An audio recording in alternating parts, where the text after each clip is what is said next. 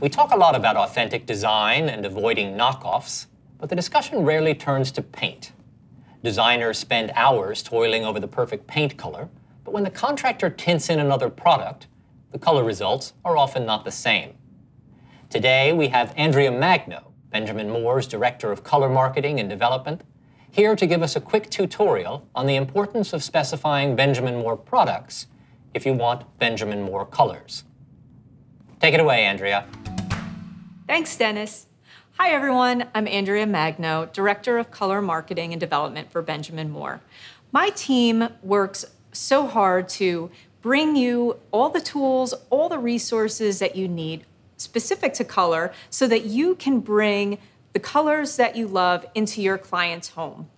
So at Benjamin Moore, we realized that if we create our own colorants and our own resins, we're able to create these paint systems where we can deliver the perfect color in a product that's highly durable. And all of the pieces work together so you know you're going to get an end result that's highly durable, it's scrubbable. And what's important to understand too is that because we create all of our colorants and resins, our colors are not able to be matched exactly in another product. And that brings us back to the fabric example. Think about it. If the color is close, but it's not exact, it's not what you specified.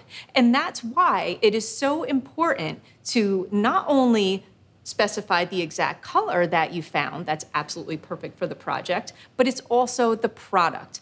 And it's taking those two pieces together as a system so that you're getting the end result that you want and that your clients are expecting. And that's why it is so important to not only specify the color that you're looking for, but also the product, because you'll end up with the color and the product and everything working together as a system so that you get all of the great attributes that you expect and also that your client is expecting.